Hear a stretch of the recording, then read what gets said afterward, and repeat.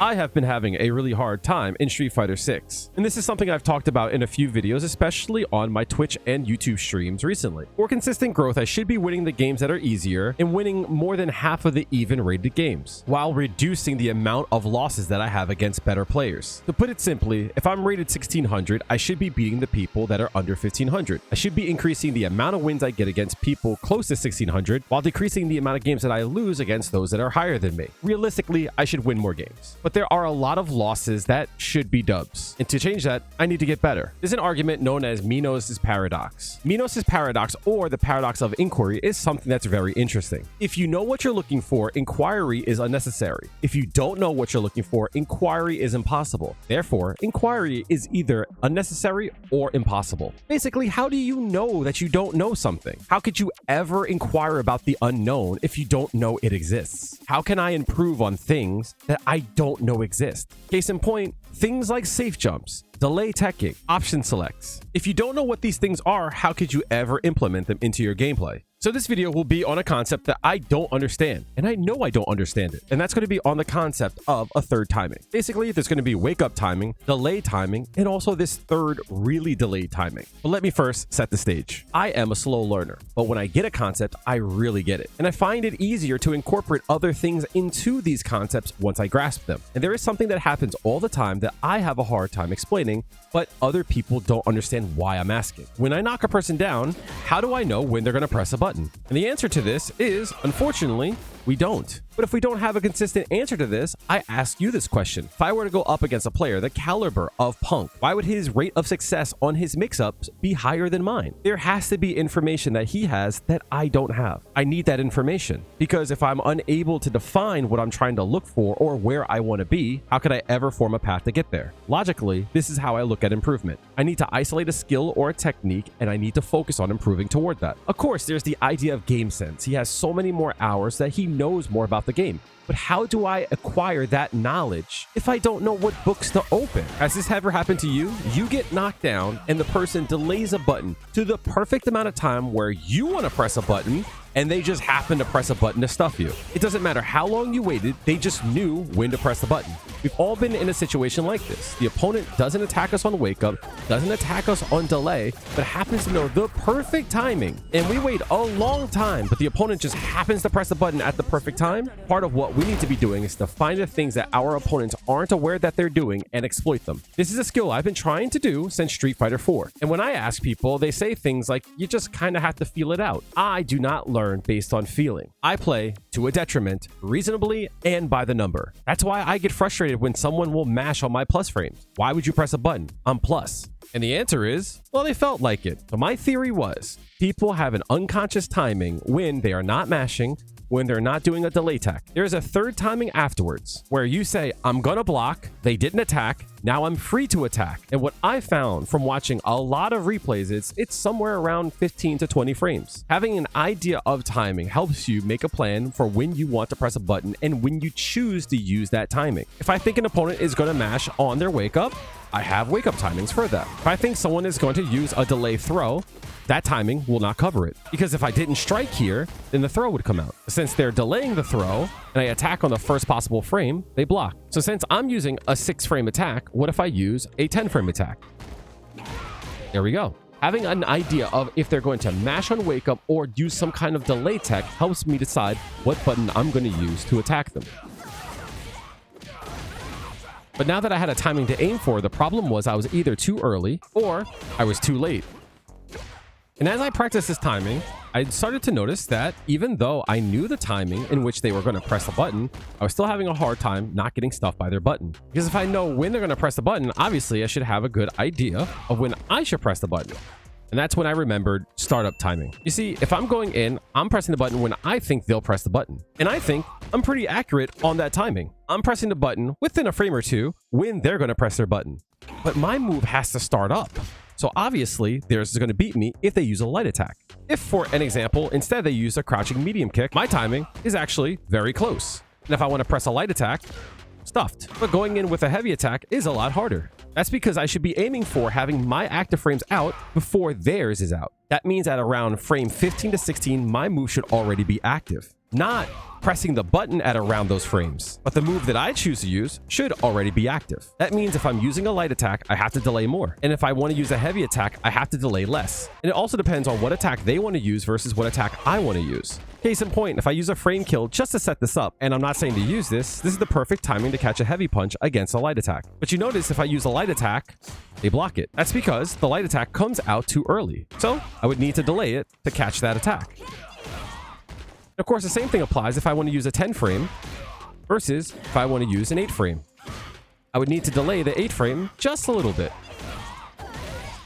So how can we use this idea and apply it? Let's look at the idea of a shimmy. A player usually wouldn't delay their throw tech this much unless they see the opponent walking toward them. Usually the two timings for throwing on wake up is going to be immediate throw or a delay tech, which we wouldn't see because they would be blocking. A way to test if they're delay teching is going for tick throws like this. If we go for the tick throw and they tech, we can go for a strike instead of a throw and check if they're throwing immediately. If they don't get hit immediately, that might be an indication that they're delay teching, and we could test it in ways like this. Another way to test this is to increase the space in between the gap. So instead of using a 6-frame attack, we can increase the gap by using a 10-frame attack. Here, we're +6, and this is a 10-frame attack, so the gap is small. Here, we're +3, so there's a 7-frame gap, and they get hit. But what does this have to do with the third really delayed timing? If we're going for a shimmy, we have to react to the throw. But when you whiff a throw, you are punishable for 30 whole frames. That's half a minute. This means if they do that really delayed timing, and we aim to attack that delayed timing, we also would have punished that delay throw as well. What I'm saying is if they use a delay throw or that really delayed attack, we can still find the timing to cover both of the options. Because having that delay will also avoid the throw, but also stuff any really delayed attacks as well. Understanding these timings too is important because if you try to use something like this, but you want to use heavy punch, you'll get stuffed out. Because knowing what you want to do after this attack here is important. Am I going to walk forward and stagger? Am I going to walk outside of their range? If I do, then I don't need to be as precise because they'll whiff the attack. This is different. If I think they're going to go low, then I have to stuff their attack. And if I try to go for this stagger like this, and they feel like I'm going to go for a throw, they're going to throw me out of it. That's why I like to do walk back, walk forward, and then go for the stagger. Typically, when I do this will avoid any instant throws. But if they're delay teching, I might walk back into it. Let's look at another situation. If we have an opponent in the corner, we know that we can stop them from pressing buttons. We can achieve this also with a throw. If our opponent starts to throw, we can then change everything up to a strike. When a strike or throw does not work, our opponent might go for a reversal. And the way to stop the reversal is we need to block. Blocking, unfortunately, leaves us open to throws. Now, we could also use a delay tech on offense as well. Sometimes this will leave us open for delay attacks. I am always a fan of trying to tip things in our favor. How can I be more advantage while minimizing when I'm disadvantage? This situation is common, so it's easy to relate to, but I'm just too close to the opponent. If you look at a mid-screen situation, I could dash up and then walk and then go for a throw. But I can also dash up and go for a shimmy. This will cover a reversal, but it won't cover that low attack that I talked about. I can try to stand outside the range of the low attack, but if I'm that far back, technically there's really no threat for a throw. What I could do is go forward and then block low. This puts me close enough where an opponent might actually go for a throw. Especially since I can also dash up and walk forward. What does this have to do with the third timing? When I dash up and I go for the bait, when do I press a button? So I'm looking to be close enough to threaten a throw, close enough to threaten a meaty, close enough to threaten a delay throw, but also be in a position where I could walk backwards and still be able to block low against a low attack. And as I block low, I'm out of range for the throw. So I came up with something like this here. If I want to shimmy, I can hold down back, get the shimmy, and the down back is far enough so that I can block low attacks, while also having attacks so I can use to delay an attack.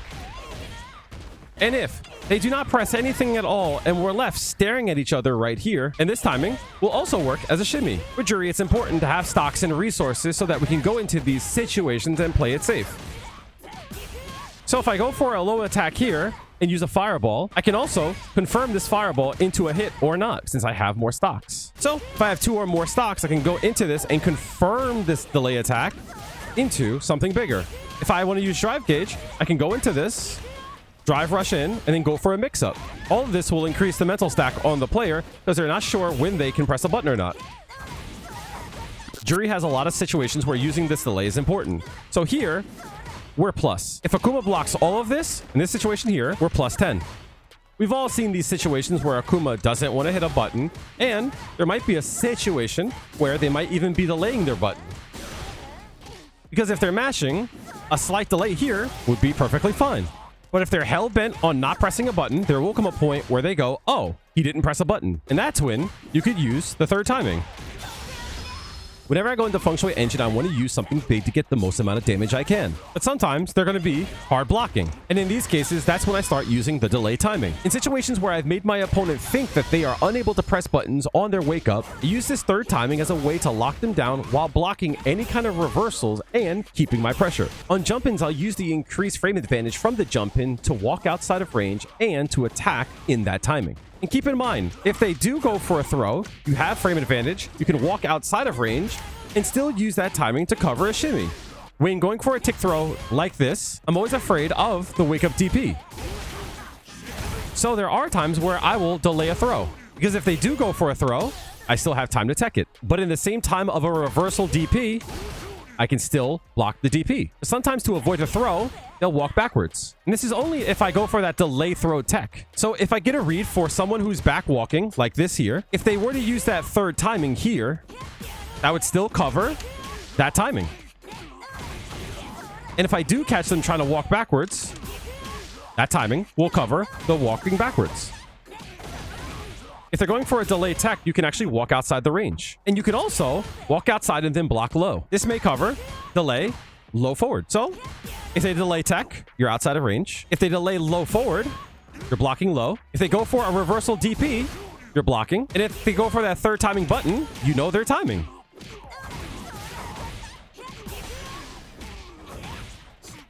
This is a super common string for Juri, and most people know not to press buttons here. So often, people will go in for a throw. I call this knocking on the door. You're constantly trying to get them to press a button. And I do this a lot in Feng Shui Engine because at any time, I want them to press a button. But if they're hard committed to not pressing a button, we should think about the delay timing.